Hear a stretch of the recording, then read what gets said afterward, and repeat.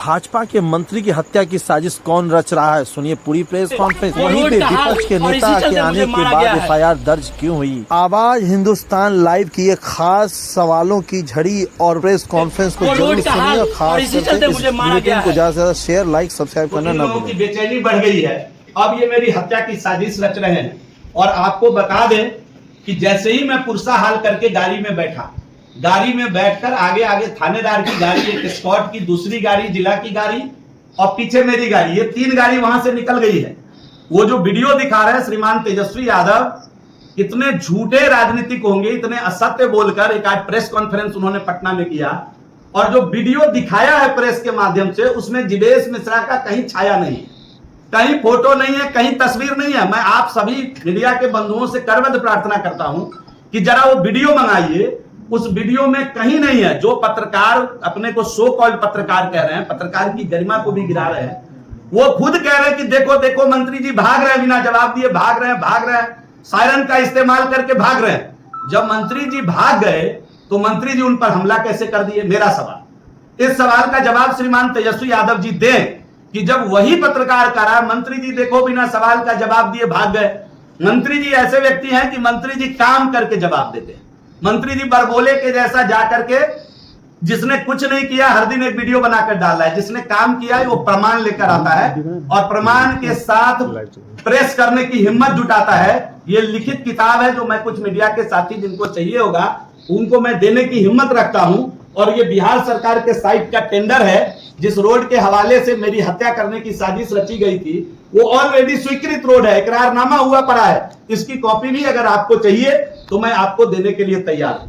एक पढ़ा लिखा मीडिया का कोई साथी अपने कहता है, यूट्यूबर कहता है, तो उनके यूट्यूब चैनल पर देख लीजिए कितने कितने वीडियो इसके पहले हैं और किसका किसका इंटरव्यू यूट्यूब पर आया है, कितने न्यूट्रल होकर उन्होंने पत्रकारिता की है। ये भी आपको खंगालना चाहिए, नहीं तो पत्रकारिता मर जाएगी और लोगों को पत्रकारिता के ऊपर इस प्रकार के संदेह खड़े करने का अवसर मिलता रहेगा। इसलिए मैं आपसे निवेदन करता हूं कि इस प्रामाणिकता को, अगर रोड नहीं, ये तो बिहार सरकार के साइट पर दिखता है, मेरे से सवाल करने की जरूरत ही नहीं। आप साइट खंगाल कर देखिए, ये मिल जाएगा। और मतलब रोड नहीं था, मतलब किसी बहाने घेर कर मेरी गाड़ी को पूछ देना, मुझे गाड़ी के अंदर मेरी हत्या कर देना। इतना बड़ा पत्थर पहले से लेकर रखा गया था जिसको उठाकर मेरे सर पर फेंकने की तैयारी थी और थानेदार ने लगता है स्थिति को भांपा और वो मुझे पहले ही वहां से लेकर के आगे चला गया। 3 गाड़ी, थाने की गाड़ी और एक मेरा स्कॉट और मेरी गाड़ी वहां से निकल गई। मेरी 2 गाड़ी सिंगल रास्ता होने के कारण, जो पीछे का स्कॉट होता है और एक स्पेयर गाड़ी होती है जिसमें बाकी कैमरामैन बाकी लोग होते हैं, वो गाड़ी पीछे रुककर आप पता करेंगे कि कैसे जो अपने को पत्रकार कह रहे थे वो बोनट पर कूद कर बैठ गए, कभी नीचे उतर गए, अपने हाथ में जो बाइक का डंडा था उससे उसका शीशा मारकर फोड़ दिए और बाद में कहे कि ये हमारा माइक तोड़ दिया गया। ये सब आरोप, गलत आरोप लगाए गए। थाना खुद पहुंच करके बाद में वहां से गाड़ी रिलीज कराई और गाड़ी के पीछे भागने के क्रम में वो गिरे जरूर, ऐसा मुझे वहां के स्थानीय लोगों ने बताया कि जब वो गाड़ी का शीशा पीछे से मारकर तोड़ रहे थे अपने माइक वाले डंडे से, तो पीछे जब वो भाग रहे थे तो भागने के क्रम में वो एक बार गिरे जरूर, फिर खुद से अपना कपड़ा फाड़ करके, बाद में जब डीएसपी और थाना आता है तो खुद से कपड़ा फाड़ करके वो अपना वीडियो बना करके अन्य साथियों को बताने की चेष्टा करते हैं। तो मैं इन बातों को आपके समक्ष इसलिए रखा कि वस्तु स्थिति पर पर्दा डालने का काम श्रीमान तेजस्वी यादव जी कर रहे थे। और तेजस्वी यादव जी को मैं जरा याद दिला देना चाहता हूं कि जिस एमएलए को बगल में लेकर एफआईआर दर्ज कराने गए थे, तेजस्वी यादव जी बच्चे रहे होंगे, उनकी याददाश्त उस समय उतनी मजबूत नहीं रही होगी। एक एमएलए जिनको लेकर आज गए थे एफआईआर दर्ज कराने, वो एक दलित बेटे का हाथ का नाखून खींच लिए थे सरसी से अपने घर में बिठा करके। तेजस्वी यादव जी किसको लेकर गए एफआईआर दर्ज कराने? तो जरा आप इस बात को रखिए कि उनके बगल में बैठा हुआ व्यक्ति एक एमएलए था जो सरसी से एक दलित के बेटे का हाथ का, पांव का नाखून अपने आवास में बुलाकर खींच लिया। तेजस्वी यादव वही व्यक्ति हैं जिनके पिता और माता के शासन काल में एक आईएएस ऑफिसर की पत्नी चंपा विश्वास के साथ क्या किया गया, ये बात भी तेजस्वी यादव को अपने प्रेस कॉन्फ्रेंस में न्यूट्रल होकर के मीडिया के साथियों को बताना चाहिए था। और तेजस्वी यादव वही व्यक्ति हैं जिनके पिता ने, किसी यूट्यूबर को नहीं, मैं ये दिखा रहा हूं, आप देख लीजिए, जरा सुन लीजिए।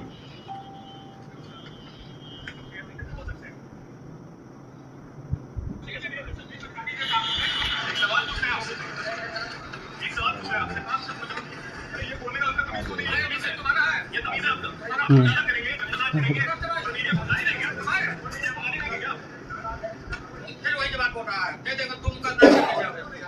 लिए ना, दे देंगे दू मुक्का नाच के गिर जाओगे। तेजस्वी यादव जी को इसका जिक्र आज करना चाहिए था कि ये कोई साधारण वर्कर नहीं बोला है। राष्ट्रीय अध्यक्ष जनता दल, राष्ट्रीय जनता दल के राष्ट्रीय अध्यक्ष और उनके पिता ने पत्रकार बंधु से कहा, और भारत और अन्य पत्रकार बंधु जो उनसे सवाल कर रहा है उनसे कहा कि दे देंगे दू मुक्का तो नाच के गिर जाओगे। तो तेजस्वी यादव जी को इसका जिक्र भी आज अपने प्रेस कॉन्फ्रेंस में करना चाहिए था। बाकी अगर ऐसे छोटे छोटे बिंदुओं का अगर हम हवाला देंगे तो बड़ी लंबी लिस्ट है, बहुत लंबा प्रेस कॉन्फ्रेंस हो जाएगा। तेजस्वी यादव जी आए थे, आज जिक्र कर रहे थे इसको। हमारे साथ अंजलि निषाद जी बैठी हुई, हमारे कार्यकर्ता जिनके माता का निधन हुआ, वो अर्जुन सहनी जी है, उनके घर में गया था मातम के लिए। और तेजस्वी यादव जी लीडर अपोजिशन नहीं थे, डिप्टी सीएम थे। जिस समय उनके एक एमएलए इसराइल मसूरी जो उस समय मंत्री थे, एक सहनी समाज के लड़के की हत्या करवा देने में उनका नाम आया था और जमकर बवाल काटा गया विधानसभा के अंदर। तेजस्वी यादव जी ने उनका इस्तीफा क्यों नहीं लिया? अगर उनको थोड़ा भी मोरल अगर हो कि हमको जाले जाना है और जाले जाकर के सिंगवारा में एफआईआर कराना है, तो उससे पहले जरा उनको अपने इसराइल मसूरी की चिंता कर लेनी चाहिए थी। उस समय भी उस हत्याकांड का दोषी कौन था, अनुसंधान चल रहा था। और मैं आपके अदालत में एकदम जिम्मेदारी पूर्वक एक बात कह रहा हूं, उन्होंने नकली दवा का चर्चा किया है। मामला सब जुडिस है, नकली दवा का कोई मेरे ऊपर आरोप नहीं है और ना ही मेरे ऊपर किसी प्रकार की कोई सजा मुकर्रर की गई है। मामला सब जुडिस है।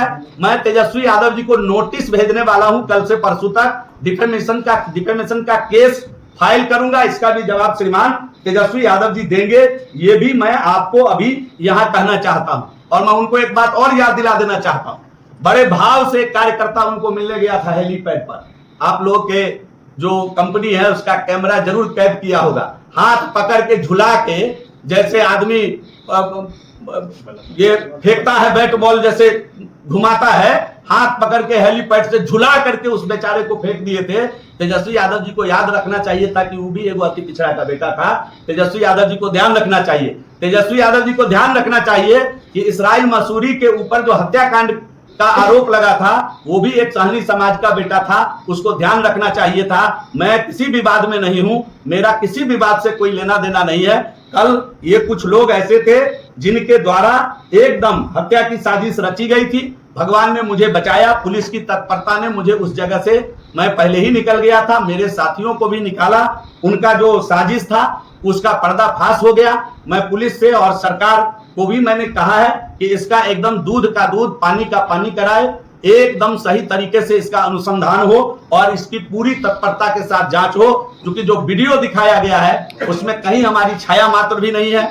एक शब्द को, उसमें का एक शब्द को हमारा शब्द बताकर उसको प्रचार किया जा रहा है। मैं जब बाहर चला गया, थानेदार को भी मालूम है कि मैं उसकी गाड़ी के पीछे पीछे जब राजो पहुंच गया, तब ये घटना रामपट्टी में घटी है। वो किसी और के वॉइस को, खुद उनके साथ जो लोग थे वहां के स्थानीय, उनकी वॉइस को, हमारे वॉइस को बता करके दुष्प्रचार किया जा रहा है। तो हम तो सरकार में कहेंगे कि भाई इसकी भी जांच हो जाए कि वो वॉइस किसकी है और कौन है, कहां से निकला है। तो ये सब गलत दलील मैं जब भाग ही गया, मेरा जब शीशा ही नहीं खुला, जब मैं सायरन का प्रयोग करके भाग गया, तो उनको मारा कौन, फिंगरप्रिंट किसका ढूंढ रहे हैं वो। तो ये सब काम मुस्तैदी के साथ एक एक करके खुद, जिसको यूट्यूबर कहिए या मोबाइल कैमरा धारी कहिए, हम तो उनको मोबाइल कैमरा धारी बोल रहे हैं। मोबाइल कैमरा धारी ने खुद ही अपने डायलॉग में कहा है कि देखिए देखिए बिना जवाब दिए भाग रहे हैं मंत्री जी, भाग गए मंत्री जी।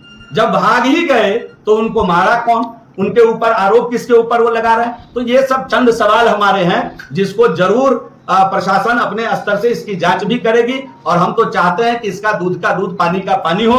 और श्रीमान तेजस्वी यादव जिस निर्लज्जता के साथ आज सिंगवारा आए थे, हम उम्मीद करेंगे कि उसी संजीदगी के साथ एक बार कांटी चले जाएं और इसराइल मसूरी के ऊपर जो केस फाइल हुआ है उसके प्रति भी जरा हमदर्दी दिखाने का काम करें। जरा चंपा विश्वास के परिवार को खोज करके आज भी उनसे क्षमा मांग ले, उनसे माफी मांग ले।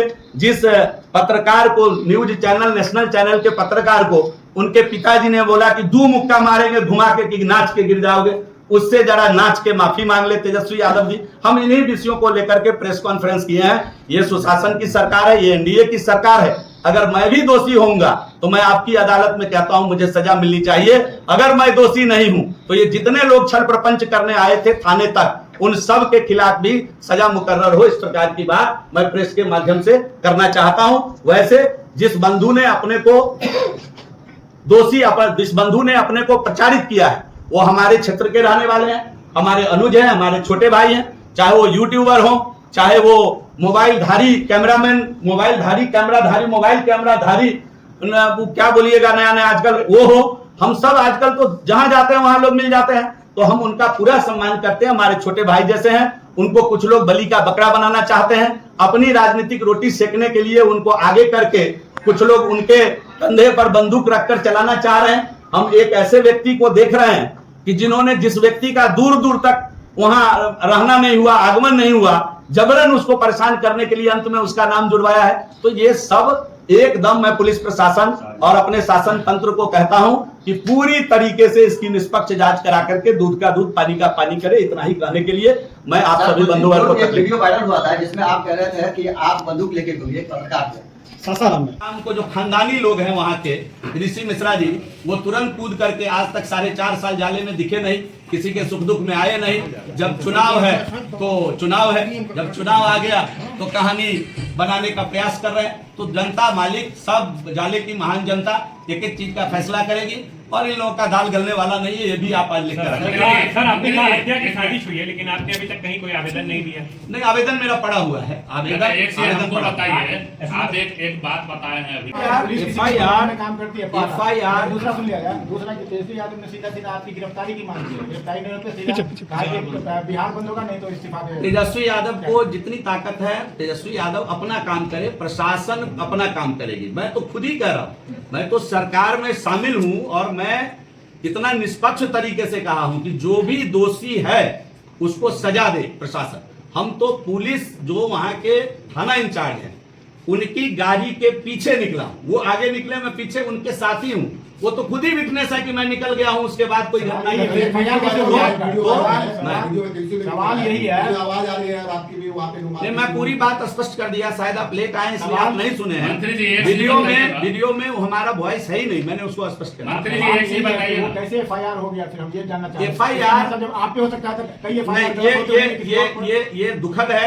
इसकी चिंता भी की जाएगी और इस पर बात भी की जाएगी। जिस तरह से जाकर के थाने में एक गैदरिंग लेकर के, उतनी बड़ी भीड़ लेकर के थाने में उपद्रव करते हुए अगर आप किसी प्रकार दबाव बना करके थानेदार पर FIR अगर कराए हैं तो हमारी बड़ी पदाधिकारी से भी बात हुई है। अनुसंधान का विषय है, अनुसंधान के बाद इसका निराकरण। आपने हत्या की बात जिक्र किया, साजिश कौन है वो? मैंने दिखाया ना आपको, मैंने दिखाया ना, अभी उसका तस्वीर दिखाया है कि 2 दिन पहले जाकर उस चैनल पर उस व्यक्ति के मोबाइल कैमरे पर इंटरव्यू देने का काम किया है। अकेला इसी व्यक्ति का इंटरव्यू है। 2 दिन पहले जाकर इनके साथ बैठकर पिछली बार ये चुनाव लड़े थे।